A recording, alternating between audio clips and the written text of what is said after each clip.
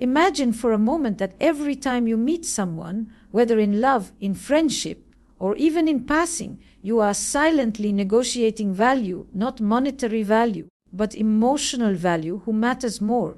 Who is chasing whom? Who holds the power to define the tone of the interaction? This dynamic becomes especially visible in relationships between men and women, where the exchange of validation often replaces the exchange of genuine connection. And that's where we begin the process of what I call destroying the ego, not in a cruel or vengeful sense, but in the sense of removing the illusions that keep both people from experiencing something real. You see, one of the greatest mistakes men make today is believing that a woman's interest or attention is proof of their worth. It's subtle, but it's everywhere. A text that goes unanswered feels like rejection. A compliment that isn't returned feels like a loss. But the truth is, when your sense of confidence depends on her validation, you have already handed over your power. You're no longer acting from a place of self-assurance. You're reacting from insecurity. And the more you chase approval, the more she instinctively feels she can withdraw it to control you. Women, consciously or not, respond to energy they sense when a man's self-esteem is built on external affirmation. When she feels that you are dependent on her approval, her ego steps in. It's not malicious, it's psychological. The ego thrives on control. And when you hand over that control, it grows. So destroying her ego doesn't mean attacking her confidence or diminishing her sense of self. It means refusing to participate in that unspoken game of power where your value is determined by her recognition. It's about stepping out of that dance altogether. When you stop feeding her ego, something remarkable happens. The energy shifts. Suddenly, you're not performing for attention anymore. You're grounded in your own presence. You start to speak differently, move differently, even look at her differently. There's no longer that anxious desire to impress. There's curiosity, calmness, authenticity. That's magnetic because women aren't truly drawn to validation. Seeking men, they're drawn to men who radiate self-possession. The paradox is that when you stop trying to make her like you, she starts to pay attention. Think about it psychologically. The ego seeks constant reassurance that it matters. When it senses indifference or emotional detachment, it panics. It starts to wonder, why isn't he reacting? Why doesn't he need me? This is where the ego begins to crumble, not because you fought it, but because you denied it the fuel it needs to survive. Silence becomes your strategy. Space becomes your language. You're no longer trying to prove yourself, and that non-reactivity is powerful. It communicates that your sense of worth is intrinsic, not conditional. But this shift can't be faked. It requires genuine self-respect. You can't pretend to be detached while secretly craving her approval. She'll feel the discrepancy immediately. The only way to truly destroy the ego dynamic is by developing an identity that doesn't revolve around external validation at all. That means redirecting your attention inward, focusing on your purpose, your discipline, your peace. When you begin to live in alignment with your values, you naturally stop overvaluing anyone else's opinion. In a world obsessed with attention, likes, messages, followers, this is revolutionary. Detachment is the new power. When you no longer react to what she does or doesn't do, when you remain composed in the face of her tests, her silence, or her provocations, you send a clear message. I am not here to be chosen. I am here to share my presence. And if that's not enough, I'll walk away without resentment. That is emotional sovereignty. Now, does this mean you should be cold, indifferent, or dismissive? Not at all. True confidence is not cruelty. It's presence without dependence. You can still appreciate her beauty, admire her mind, and express affection, but not from a place of need. You appreciate her without worshipping her. You connect without clinging. That's what balance looks like. And ironically, that balance is what attracts deeper connection. When you no longer chase validation, you create space for genuine desire to emerge. The ego wants to be admired. The soul wants to be understood. When you stop trying to feed her ego, you invite her to meet you at the level of authenticity rather than performance. That's where intimacy begins, not in power plays, but in mutual respect. The philosopher Erich Fromm once said, "Mature love says I need you because I love you. Immature love says, I love you because I need you." Most relationships today operate from the second version, the immature one. The moment you flip that equation, when your love or interest stems from abundance rather than lack, you no longer play the ego game, you give from fullness, not from fear. This is what women feel but rarely articulate. They may test you, challenge you, pull away just to see if your sense of value remains intact without their validation. When you remain calm and self-assured, you show her something rare. A man who is in control of himself, not controlling her, but mastering himself, and that's what every ego fears, the realization that it cannot control someone who has mastered their emotions. So destroying her ego isn't an act of domination. It's an act of liberation for both of you. It frees you from the need to prove, and it frees her from the illusion that she holds the key to your worth. When you no longer play that game, she must either meet you as an equal or fall away entirely. Either outcome is power, because in both cases, you have reclaimed your energy. And here's the truth: the moment you stop chasing validation, the entire world starts to validate you, not because you asked for it, but because self-respect commands recognition. Confidence is quiet. It doesn't need to announce itself. It simply exists. So next time you find yourself seeking her attention, pause, ask yourself, am I feeding her ego or am I feeding my growth? Because only one of those choices leads to strength. The other leads to dependency disguised as love. And when you choose self-respect over validation, you do more than destroy her ego. You dissolve your own need to control, impress, or be seen. You become grounded, free, and unshakable. That's the kind of man who no longer asks for permission to be valued. He simply is. When we talk about emotional detachment, people often misunderstand it. They imagine coldness, distance, or indifference, as if detachment means caring less. But that's not the essence of it at all. True emotional detachment isn't about numbing your feelings. It's about mastering them. It's about refusing to let temporary emotions dictate permanent actions. It's about learning how to stay rooted in your center, no matter how chaotic the world or the relationship around you becomes. There's a moment in every connection where power shifts. One person starts reacting more, worrying more, trying more. That's when imbalance begins. You might notice it when a message goes unanswered and suddenly your mood changes, or when a conversation becomes distant and you start replaying every word you said. These are small signals that you've become emotionally dependent on her response. You've given your power away, not through weakness, but through overinvestment. Emotional detachment is the art of reclaiming that power. A woman's ego, like anyone's, is strengthened when she realizes she can affect you emotionally. The more reactive you are, the more she feels in control. This is not malicious, it's instinctual. The human ego thrives on influence. It feeds on the idea that I can make you feel something.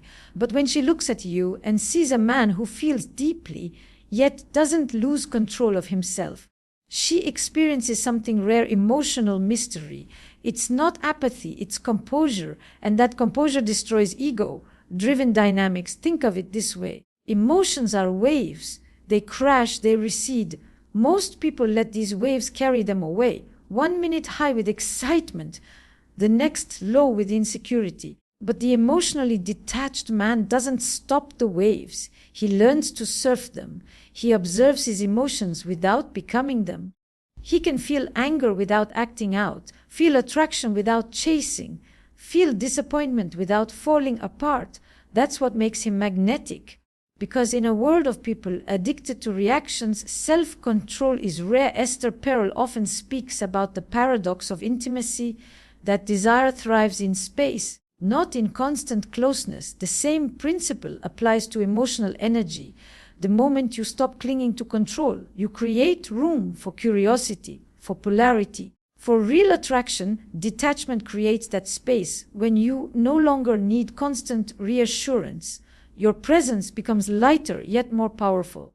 You stop suffocating the connection. You stop trying to own what was never meant to be owned. And here's the interesting thing. When you pull back emotionally, you don't lose her. You actually allow her to feel you more, because now your energy isn't scattered or desperate. It's grounded. You're no longer saying, "Please notice me." You're saying, "I am here within myself." That steadiness creates safety. It communicates confidence. Women may be drawn to charm, but they stay for stability. Emotional detachment is what allows you to provide that without losing yourself in the process. You must understand that emotional detachment is not suppression. Suppression is fear disguised as strength. Detachment is awareness transformed into control. When you suppress emotion, you bury it. When you detach, you integrate it.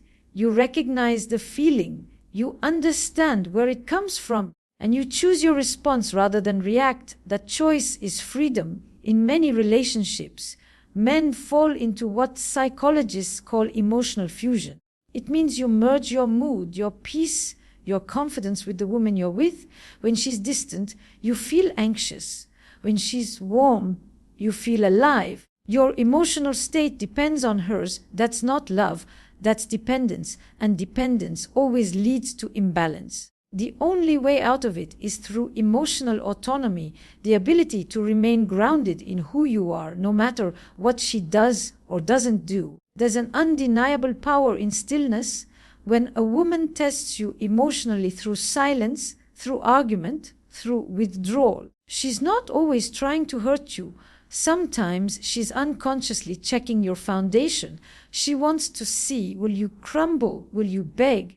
Will you lose your center? And if you do, she loses respect, not because she's cruel, but because you've confirmed that your peace is negotiable. Emotional detachment ensures that it's not. To practice this, you must become a master observer of your own patterns. Notice the moments when your emotions spike: jealousy, impatience, frustration, and instead of reacting, breathe. Delay your response. Distance gives clarity. When you stop responding impulsively, you start responding intelligently. Over time, your reactions become measured, intentional, elegant. You're no longer tossed around by every shift in her mood. Instead, you become the calm in the storm, the reference point. And what's fascinating is that once you embody this emotional steadiness, people start treating you differently. She begins to trust your presence more deeply. Even if she doesn't consciously know why, friends will confide in you. Strangers will listen more attentively. Emotional detachment radiates authority. It's the quiet power of a man who is not enslaved by his feelings, yet not disconnected from them either. This mindset also protects you from manipulation. When someone realizes they can't provoke you into reacting, they lose their leverage. It's disarming. The manipulative person depends on your emotional chaos to maintain control. But when your emotions are balanced, their tactics fail. You can listen calmly, speak with precision, and walk away without regret. That is emotional dominance. Not through control of others, but mastery of yourself. Philosophically, this kind of detachment aligns with the teachings of Stoicism and Eastern mindfulness alike. The Stoics taught that you cannot control external events, only your response to them. Buddhism teaches the same truth in a different language, that attachment is the root of suffering. Both perspectives converge on the same insight: peace is internal. When you attach your peace to another person's behavior, you're building your stability on shifting sand. Detachment is building it on stone. In practical terms, emotional detachment means you respond to disrespect with distance, not drama. You reward effort, not excuses. You express, but you don't explain endlessly. You can care without collapsing. And perhaps most importantly, you can love without losing yourself, because love that costs you your peace isn't love, it's addiction. A woman will test your emotional boundaries not because she wants to destroy them, but because she wants to feel that they exist. Boundaries make her feel safe. They tell her this man won't crumble under pressure. That assurance allows her to relax into her feminine energy. She can be soft because you are solid, and that balance, that polarity is what keeps attraction alive long after the initial spark fades. When you master detachment, silence becomes your language of strength. You don't need to explain why you pulled back, why you stopped chasing, why you refuse to engage in emotional tug of war. Your energy says it all. I am not here to prove my value. I am here to share it. That's the energy that transforms not just relationships, but every area of your life. So remember, this emotional detachment is not a wall. It's a filter. It doesn't block emotion. It refines it. It doesn't make you less human. It makes you more powerful because you're no longer a prisoner of impulse. You've learned to feel without falling. Boundaries are not walls. They are the quiet declarations of self-respect that define how you allow others to treat you. Without them, you become porous, absorbing everyone's moods, expectations, and projections until you no longer recognize yourself. With them, you stand firm, calm, and self-contained. You don't need to shout your worth or demand respect. You embody it. That's what setting boundaries like a king truly means. Knowing where you end and where another person begins. Most people confuse boundaries with control. They think saying no is rejection, that walking away is cruelty. But in reality, boundaries are not about others at all. They're about you. They're the invisible framework that keeps your dignity intact. And in relationships, especially romantic ones, they are everything. Without them, attraction collapses into chaos. Love without respect becomes dependency.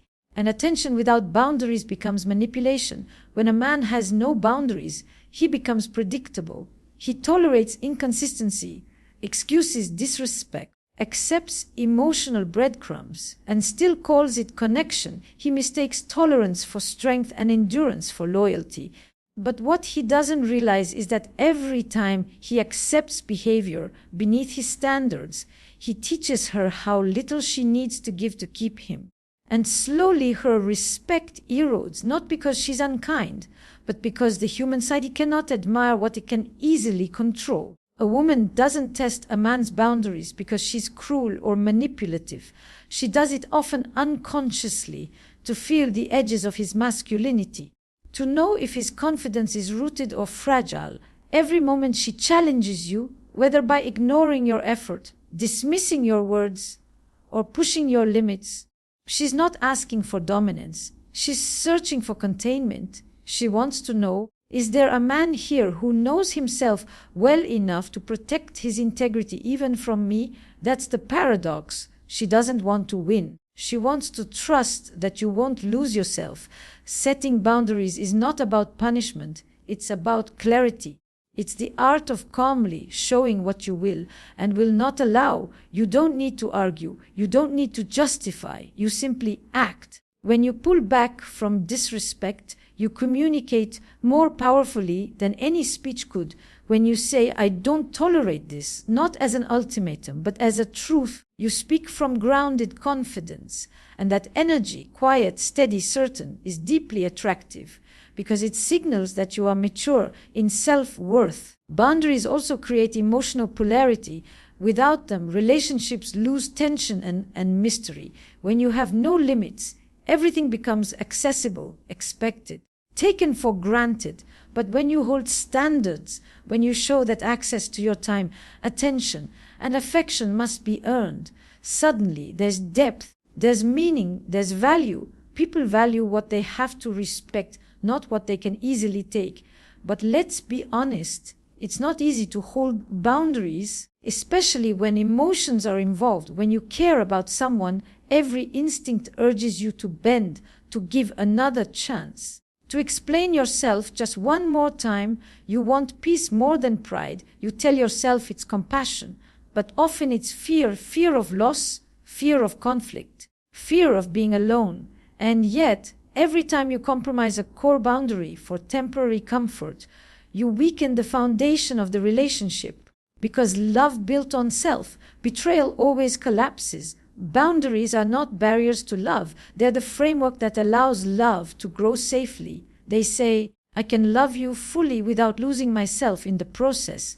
They keep desire alive because they maintain individuality. Esther Perel often speaks of the tension between autonomy and connection, the delicate dance between me and us. Boundaries protect that balance. Without them, you disappear into the relationship and the polarity that fuels attraction dies.